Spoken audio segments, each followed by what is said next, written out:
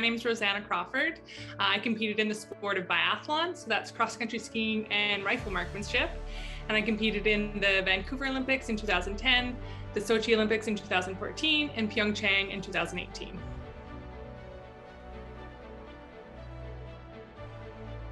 Yeah, the biggest thing would have been, I can't imagine for those Tokyo athletes going from the mindset of thinking that you're competing in 2020 and having to postpone it a year because of COVID.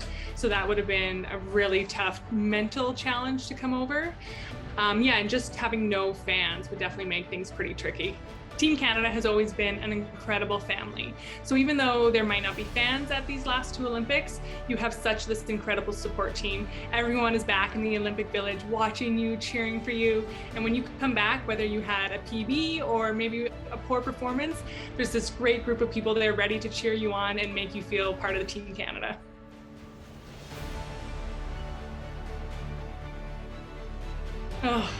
The first year after I retired from competitive sport, I definitely didn't miss it. I had a ton of health issues going on in my last year of racing that ended with pneumonia. So I really looked forward to that rest and didn't miss the first winter of competing. I'm such a huge biathlon fan, so I love to get up early in the morning, watch those European races, so it was really cool. This winter, I think I'm missing it a little bit more. I just finished dental hygiene school. So now it's time for me to really enter the workforce. So I might miss it a little bit more when I'm stuck in the office 8 or 9 hours a day.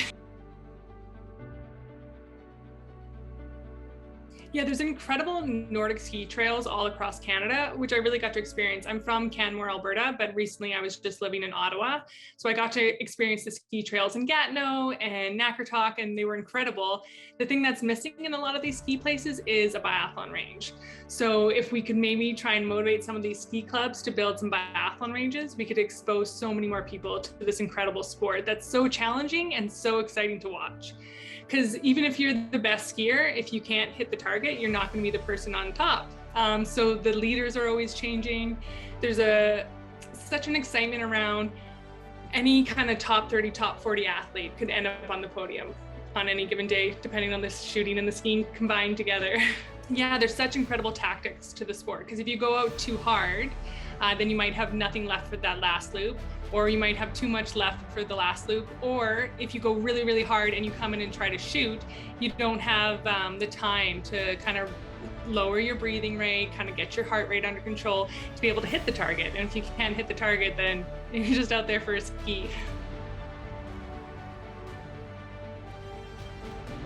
So my sister's Rosanna Crawford, so she won a gold medal in cross-country skiing in the 2006 Olympics. And before she even won that Olympic medal, she had started an organization called Fast and Female to help keep young girls motivated and excited about sport, because girls drop out of sport 3 times more often than boys. So it's just a really great opportunity to find these role models for all these young women and girls to look up to.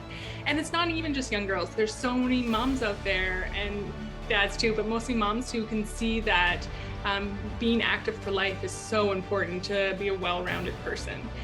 For me personally, I went through quite a few years there where I didn't really have any females to train with. I was like a little bit too young for the older women on the World Cup team. And then a lot of my friends didn't kind of go past the age of 20. So I trained a lot by myself. And then all of a sudden there was these young women who came up behind me, and having them push me and drive me, Emma Lunder, Julia Ransom, these women were incredible to really kind of set the fire behind me. So the more women in sport, the more we're going to push each other. Like, yes, it's an individual sport, biathlon, but I couldn't have done it without my teammates.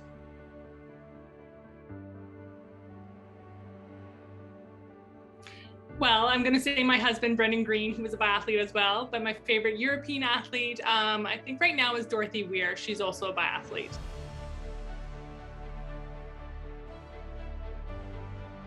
I love biathlon. It's just so exciting. I will never not be a biathlon fan.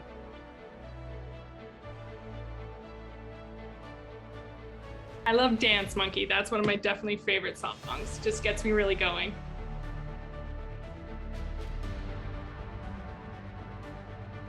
Well, we got 29 in Pyeongchang, so I'm gonna say 34.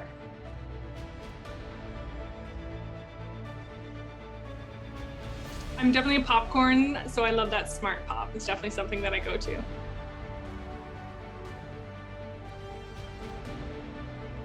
Yeah, a lot of these athletes will have experienced the no fans for these last 2 years. So hopefully they know that we're behind them, cheering for them every step of the way.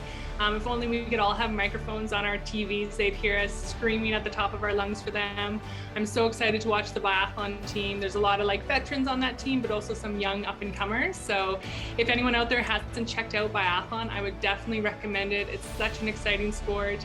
And hopefully one day we can get a few more races in Canada for biathlon. Just want to wish everyone the best of luck in Beijing. We're going to be cheering for you and can't wait to watch.